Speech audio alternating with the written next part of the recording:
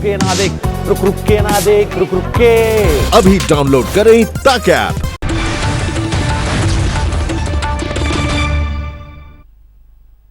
और सबसे पहले बात करेंगे बुलेटिन में पाकिस्तान की दो साजिशों की। घाटी से पांव उखड़ने के बाद अब आतंकवादी दिल्ली को दहलाने की साजिश रच रहे हैं। इसे लेकर दिल्ली में अलर्ट जारी किया गया है।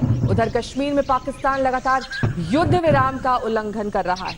राजौरी जिले के नौशेरा सेक्टर और पुंछ के कृष्णा घाटी सेक्टर में पाकिस्तान की तरफ से बगैर उकसावे के फायरिंग की गई है और इन दोनों खबरों पर हम विस्तार से आपको बताएंगे, लेकिन शुरुआत दिल्ली में जो अलर्ट जारी किया गया है उसके साथ करेंगे। कश्मीर में आतंकियों का सफाया हो रहा है। रविवार को 4 आतंकियों का सफाया हुआ है। 14 दिनों में 25 आतंकी ढेर कर दिए गए हैं। सुरक्षा बल खोज कर आतंकियों का सफाया कर रहे हैं। इस बीच खबर मिली है कि आतंकियों की एक टोली अपने नाकाब इरादों के साथ राजधानी दिल्ली की तरफ बढ़ रही है। आतंकी दिल्ली में बड़े हमले को अंजाम देने की फिराक में है। खुफिया रिपोर्ट के मुताबिक जम्मू कश्मीर में 4 से 5 आतंकी ट्रक में सवार होकर दिल्ली के लिए निकले हैं। खबर है कि आतंकी बस, कार, टैक्सी से भी राजधानी में घुस सकते हैं और बड़े आतंकी हमले को अंजाम दे सकते हैं। खुफिया एजेंसियों ने दिल्ली में बड़े आतंकी हमले का अलर्ट जारी किया गया है। दरअसल खुफिया एजेंसियों ने अलर्ट में बताया है कि जम्मू कश्मीर में मौजूद कुछ आतंकी तकरीबन 4 से 5 की संख्या में जो हैं वो ट्रक के रास्ते जम्मू कश्मीर से दिल्ली आने की फिराक में और यहाँ बड़ी आतंकी वारदात को अंजाम देना चाहते हैं, जिसके बाद दिल्ली में हाई अलर्ट कर दिया गया। इस वक्त मैं कनॉट प्लेस इलाके में मौजूद हूँ। आप देख पा रहे हैं यहाँ पर दिल्ली पुलिस की मौजूदगी है और तमाम जो गाड़ियां हैं, संदिग्ध लोग हैं, उनकी बाकायदा यहाँ पर चेकिंग की गई है। जिस तरह से अलर्ट में बताया गया है कि जो 4-5 आतंकी हैं, चूंकि जम्मू कश्मीर से ट्रक के रास्ते फल फ्रूट वो दिल्ली के आजादपुर मंडी आता है, तो लिहाजा उसमें छिपकर आ सकते हैं। इस इनपुट के बाद दिल्ली को हाई अलर्ट पर रखा गया है। इस जानकारी के बाद तमाम guest house, hotels, Kashmir number के वाहनों की सघन तलाशी शुरू कर दी गई है। दिल्ली के सभी बस अड्डे, रेलवे स्टेशनों पर भी अलर्ट जारी कर दिया गया है। बड़ी आतंकी साजिश को अंजाम देने के इरादे से दिल्ली में घुसने की सूचना के बाद दिल्ली के सभी डीसीपी, स्पेशल सेल और क्राइम ब्रांच के साथ स्पेशल ब्रांच को भी अलर्ट पर रखा गया है। अनुज मिश्रा के साथ अरविंद ओझा, दिल्ली आज तक। वहीं जम्मू कश्मीर में पाकिस्तान ने सीज फायर का उल्लंघन किया है। जम्मू के राजौरी और पुंछ जिले में पाकिस्तान की तरफ से फायरिंग की गई है।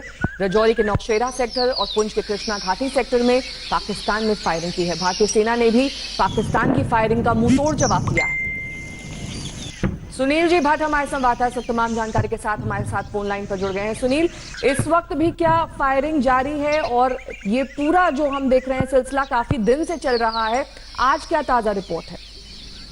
बिल्कुल नेहा, जैसे आपने कहा कि ये जो सीज फायर का उल्लंघन हो रहा है नियंत्रण रेखा पर, ये कई दिनों से हो रहा है। और जो मैं अपडेट आपको दे दूं कि कृष्णा घाटी सेक्टर जो है पुंछ जिले में नियंत्रण रेखा के पास, वहां अभी फायरिंग रुक चुकी है।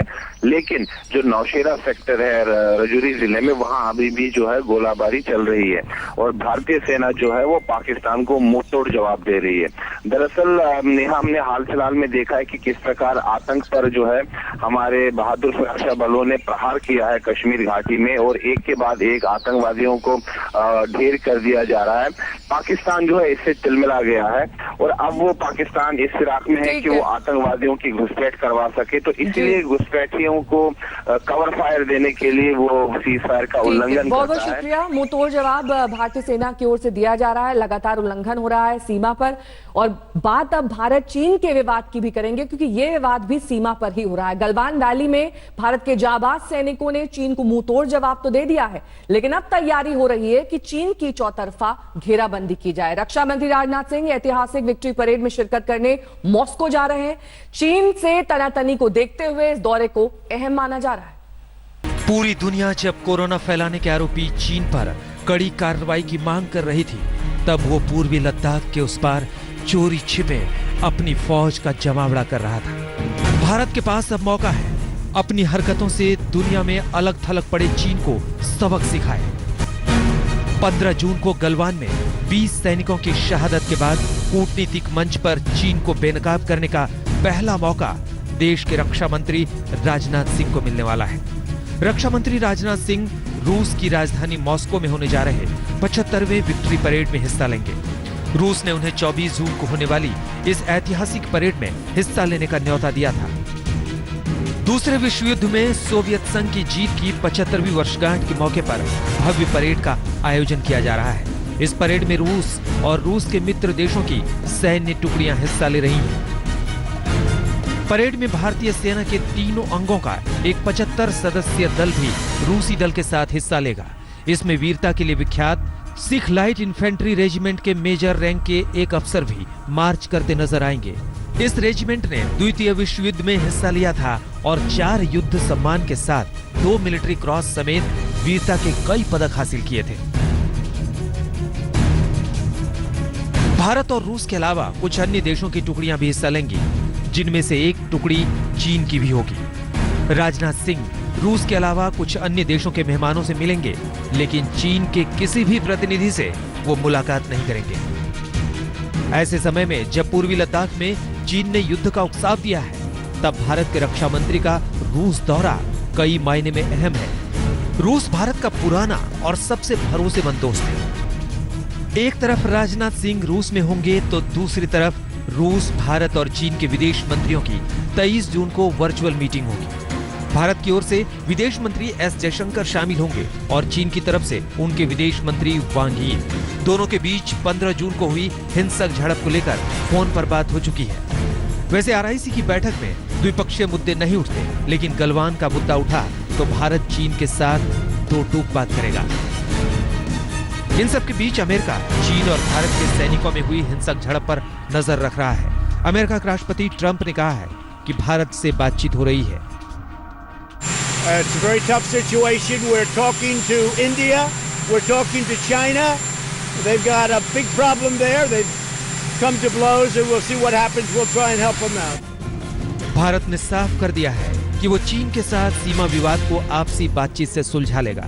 हालांकि चीन की हिमाकत से साफ हो गया है कि बातचीत उसके लिए महज पैंतरेबाजी है। भारत ने चीन के खिलाफ अपनी रणनीति को बदलते हुए ईंट का जवाब पत्थर से देने का फैसला कर लिया है।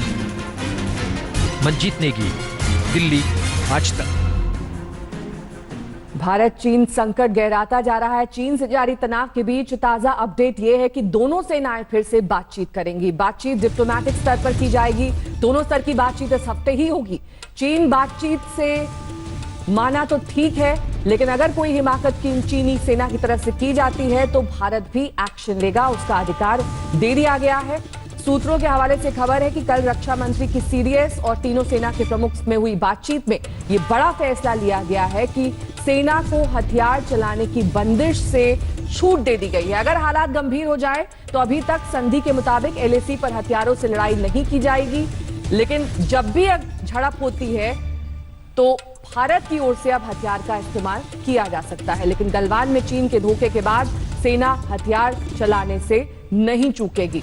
फील्ड कमांडर को यह इजाजत दे दी गई है कि वो हालात के मुताबिक हथियार उठाने का फैसला भी ले सकते हैं। अगर किसी भी जवान की जान खतरे में होगी तो चीन को उसकी हिमाकत का मुंहतोड़ जवाब हथियार से दिया जाएगा। ऐसे वक्त में प्रोटोकॉल की परवाह नहीं की जाएगी। सूत्रों के हवाले से खबर है कि अगर फायरिंग ही जान बचाने का आखिरी उपाय हो तो उसका इस्तेमाल की इजाजत होगी। और अब 15 जून की गलवान घटना पर आज तक की एक्सक्लूसिव रिपोर्ट देखिए। हम आपको जो रिपोर्ट अब दिखाने जा रहे हैं वो गलवान घाटी का वो सच है जो रात के अंधेरों से अभी तक पूरी तरह रोशनी में नहीं आ पाया है। देखिए, 15 जून की रात गलवान घाटी में चीनी दुस्साहस को खंड खंड करके सरहद की रक्षा का अखंड प्रण कैसे भारतीय जवानों ने निभाया। हमारे 20 जाबाज शहीद हुए, लेकिन जिन्होंने भारत माता की तरफ आंख उठाकर देखा था, उन्हें वो सबक सिखा कर गए। शहीद वीर जवानों के विषय में देश को इस बात का गर्व होगा कि वे मारते मारते मरे। 15 जून की रात को गलवान घाटी में क्या हुआ? कितनी देर चली लड़ाई? कैसे लड़े भारतीय जांबाज? 16वीं बिहार रेजिमेंट के पराक्रम ने कैसे चूर चूर किया चीन का अहंकार? भारतीय जवानों के शौर्य के सामने कैसे सरेंडर कर गई पीएलए? तो मैं गौरव के साथ इस बात का जिक्र करना चाहूंगा कि ये पराक्रम बिहार रेजिमेंट का है। चंद घंटों में भारतीय जवानों ने अपने बलिदान से गलवान घाटी में शौर्य की वो कहानी लिख दी जिसे सदियां दोहराएंगी। LAC पर जो हुआ है उसे 3 टुकड़ों में समझना होगा। शुरुआत चाइना की तरफ से हुई, जिसके बाद भारत ने पलटवार किया। इतना साफ है कि नुकसान चाइना को ज्यादा हुआ। तनातनी का माहौल था और चीन की फरेबी फितरत को समझते हुए भारत ने अपनी तरफ से कोई कोर कसर नहीं छोड़ी थी।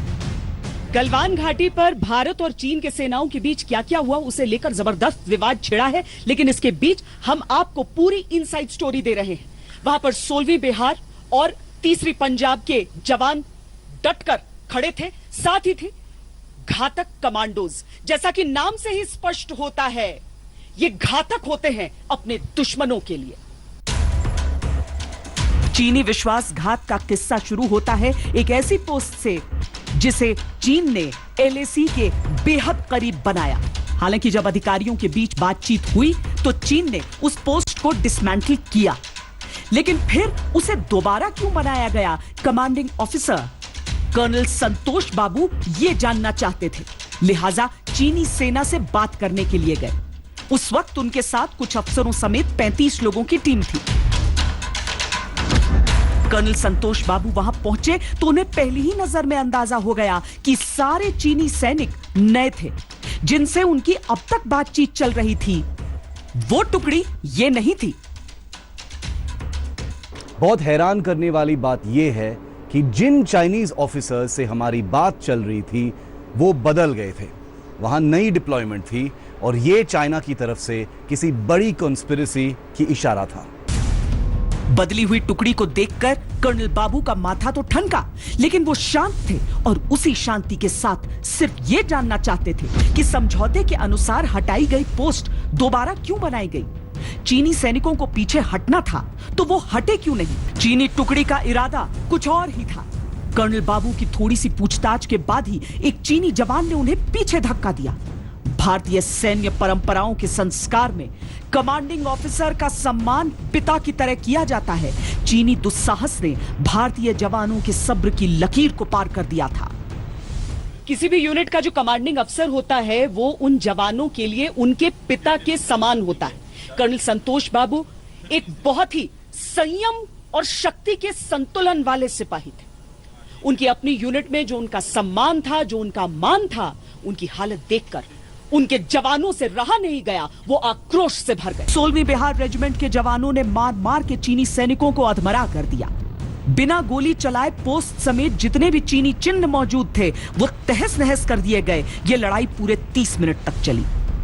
कर्नल संतोष बाबू निर्भीक और निडर थे, लेकिन चीन को कोई मौका नहीं देना चाहते थे। उन्होंने भारतीय पोस्ट से और जवानों को भेजने का मैसेज भेज दिया।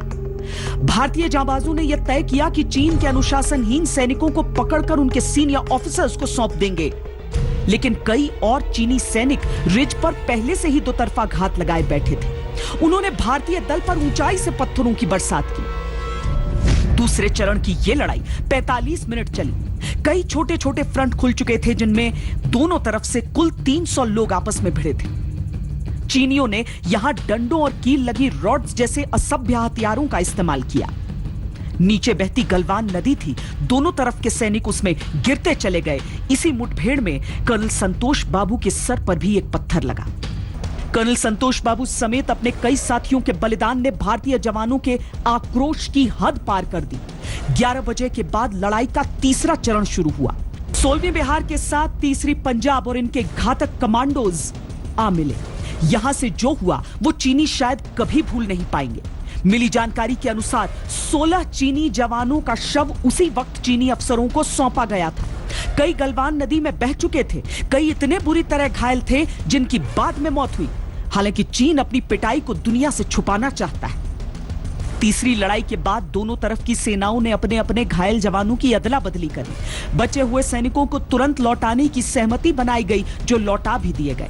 लेकिन 15 जून की रात जो हुआ वो चीन कभी भुला नहीं पाएगा। उसे याद आएंगे वो उद्घोष जिन्होंने चीनी सेना से होश छीन लिए थे। याद आएंगे भारतीय जांबाजों के वो बाहुबल जिनमें चीनी सैनिकों ने छटपटाते हुए दम तोड़ा था। दिल्ली में शिव अरूर के साथ श्वेता सिंह, लद्दाख आज तक।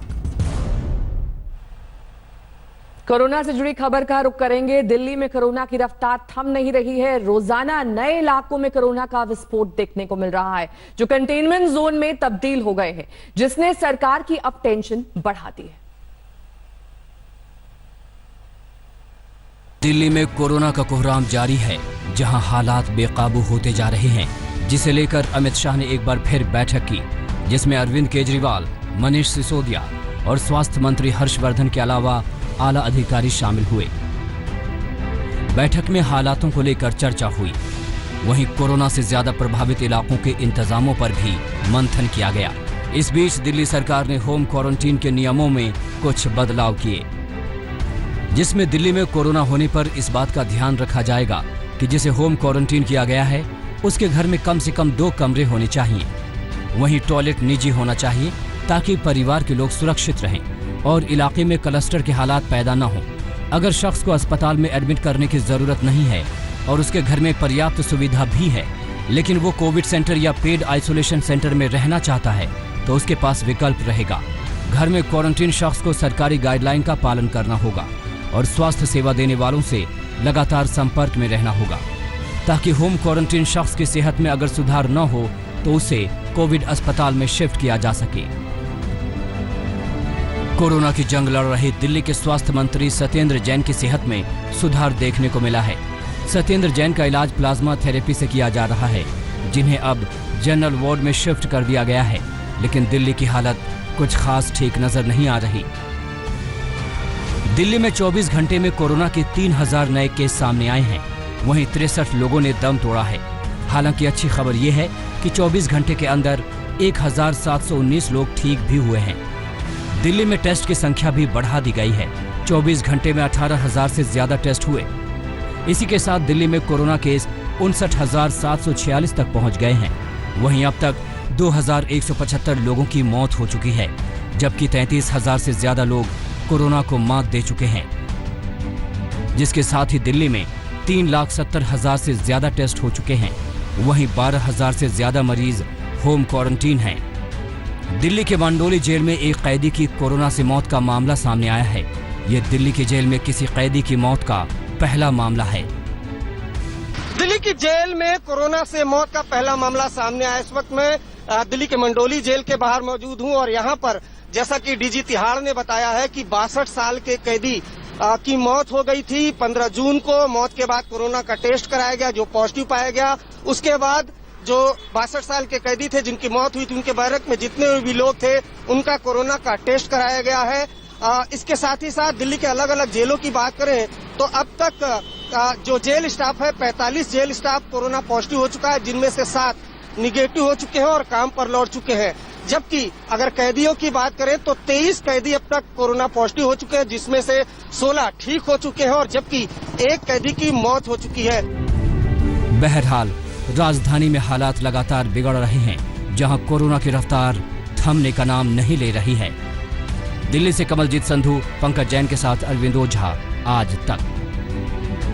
तो दिल्ली में कोरोना मरीजों की तादाद बढ़ रही है, तो मुंबई से कुछ राहत की खबर है। मुंबई में कोरोना का ग्राफ कुछ हद तक फ्लैट हुआ है, जबकि कंटेनमेंट जोन कम हुए हैं। मुंबई में सील 10,539 इमारतों में से 4,755 में सील हटाकर रिलीज किया जा चुका है, यानी करीब 45% इमारतों से अब सील हट चुका है। अब सिर्फ 5,784 बिल्डिंग्स मुंबई में सील बंद है।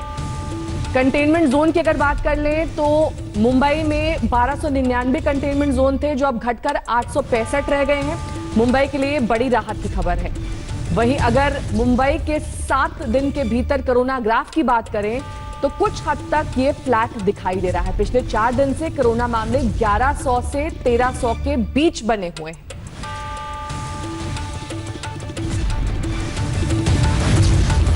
ये मुंबई में कोरोना का ग्राफ है, किस तरीके से हर एक दिन में कोरोना के मामले बढ़ने की जो संख्या है वो लगभग करीब एक जैसी है।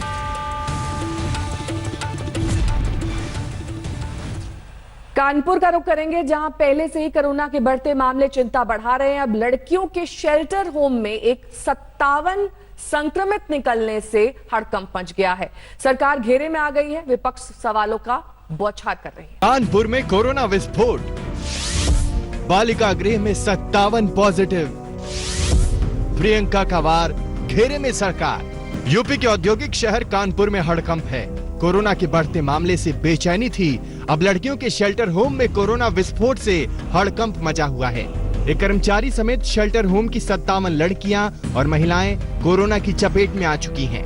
हफ्ते भर पहले यहां पहला केस आया था और इसके बाद जिस तरह से मामला बढ़ा उससे लखनऊ तक है। 18 जून को कानपुर के शेल्टर होम में 33 लड़कियां और महिलाएं कोरोना पॉजिटिव निकल गई। अगले दिन 16 केस और जुड़ गए और 20 जून को 8 नए केस और आ गए। जो प्रेगनेंसी रिलेटेड रिकॉर्ड्स है या जो मेडिकल रिकॉर्ड्स है वो वहाँ का रेस्क्यू होम में वो डेटा मेंटेन किया जाता है और वहाँ पे जो रेस्क्यू होम है इस वक्त वो सील्ड है, कोरोना की वजह से सील्ड है, क्योंकि एक्सेस नहीं हो पा रहा है। ना पुलिस को ना प्रशासन को तुरंत सूचना आप लोगों को देने में दिक्कत हो रही है। कानपुर के शेल्टर होम में 7 लड़कियां गर्भवती पाई गईं, जिनमें 5 संक्रमित है, जबकि 2 गर्भवती 17 साल से भी कम हैं। एक तो HIV संक्रमित भी है। कानपुर नगर बालिका संरक्षण गृह संवासिनी गृह में विगत सप्ताह कराए गए परीक्षणों में कोविड-19 के 57 मामले पाए गए हैं। इनमें से सभी को कोविड अस्पतालों में भर्ती करा दिया गया है। इन सभी का कोरोना प्रोटोकॉल के अनुसार इलाज किया जा रहा है, जिनमें से 2 मेडिकल कॉलेज के हैलेट अस्पताल में और 3 रामा के आईसीयू विंग में भर्ती हैं। शेल्टर होम में एक साथ इतने मामले आने से लखनऊ दिल्ली तक सियासी पारा चढ़ा हुआ है। सरकार प्रशासन घेरे में है, विपक्ष सवाल दाग रहा है। सवाल तो नाबालिग लड़कियों के गर्भवती होने पर भी है। कानपुर में कोरोना के अब तक कुल मामले 1000 के करीब हैं। 39 लोगों की जान भी जा चुकी है। अच्छी बात यह है कि आधे से ज्यादा लोग कोरोना की जंग जीत। रंजय सिंह, कानपुर, आज तक। और कोरोना के बढ़ते मामलों के बीच एक राहत भरी खबर भी है। भारत की दवा निर्माता कंपनियों ने कोरोना के सिर उठाते ही इसे नष्ट करने का प्लान भी बनाया है। हल्के और मध्यम लक्षण वाले मरीजों के लिए जल्द बाजार में सस्ती दवा आने वाली है। जबकि देश में कोरोना के केस बढ़ते ही जा रहे हैं, इसे हराने के लिए दवा लाने की कोशिशें युद्ध स्तर पर तेज हैं। अच्छी खबर यह है कि कोरोना के खिलाफ वैश्विक जंग में भारत की दवा कंपनियां युद्ध स्तर पर कोशिशें कर रही हैं, जिनके सकारात्मक नतीजे आने लगे हैं। कोरोना के मध्यम और हल्के लक्षण वाले मरीजों के लिए जल्द ही दवाइयां आने की उम्मीद है। पिछले दिनों ग्लेनमार्क फार्मास्यूटिकल ने फेबीफ्लू के नाम से एंटीवायरल ड्रग फेविपिराविर लॉन्च किया था।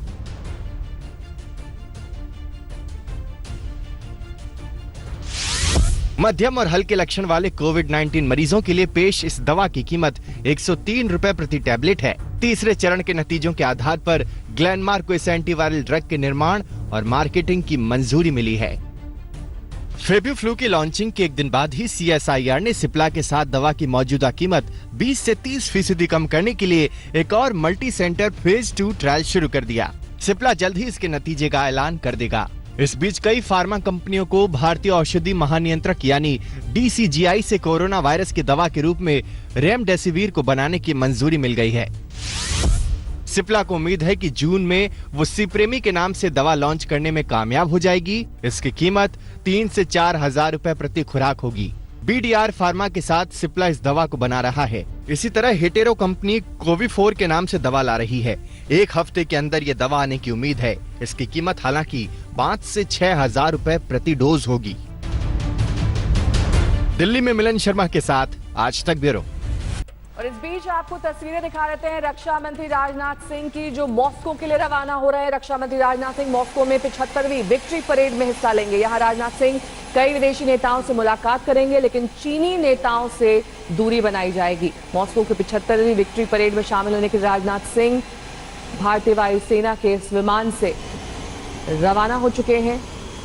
रूस का ये अहम दौरा, जब गलवान घाटी में टेंशन है, ऐसे में कई अहम बातों पर चर्चा की जा सकती है। रूस की इस 75वीं विक्ट्री परेड में कई रूसी नेताओं से मुलाकात करेंगे रक्षा मंत्री राजनाथ सिंह। और अंतर्राष्ट्रीय स्तर पर भी इस मुलाकात को काफी अहम माना जा रहा है। रक्षा मंत्री राजनाथ सिंह की रवानगी 75वीं विक्ट्री परेड। अभिषेक भल्ला हमारे संवाददाता सब तमाम जानकारी के साथ जुड़ गए हैं। अभिषेक, किस स्तर की वार्ता राजनाथ सिंह की हो सकती है रूसी नेताओं के साथ? क्या कुछ एजेंडा रहने वाला है? देखिए, राजनाथ सिंह रक्षा मंत्री आज रवाना हो रहे हैं। 3 दिन की इनकी यात्रा है। 3 दिन ये रहेंगे रशिया में। और जो इस वक्त के हालात हैं चीन पर, जाहिर सी बात है उसको लेकर कुछ वार्ता हो सकती है। इसमें कुछ वेपन सिस्टम्स के बारे में भी बातचीत हो सकती है। और कोशिश यही रहेगी कि रूस की तरफ से भी जो मदद मिल पाए, चाहे वो हथियारों की हो या फिर उनका इंटरवेंशन से अगर हालात ठीक हो सकें, क्योंकि रूस जो है चीन के भी काफी नजदीक है। जो बहुत बड़ी अहम एक बात है कि वहाँ पे चीन के भी अधिकारी और मंत्री होंगे, तो साइडलाइंस पे उनसे बातचीत होगी या नहीं, अभी इसके बारे में भी कुछ नहीं कहा गया है। कुछ प्लान्ड या शेड्यूल्ड नहीं है, लेकिन जिस तरह के हालात हैं, जाहिर सी बात है इनकी विजिट में चीन को लेकर बातचीत जरूर हो सकती है। नमस्कार, मैं हूं अंजना ओम कश्यप। हमें उम्मीद है ये वीडियो आपको पसंद आया होगा। लेटेस्ट खबरों के लिए यूं ही देखते रहिए आज तक, और इस वीडियो के पसंद आने पर लाइक, शेयर एंड सब्सक्राइब करना ना भूलें।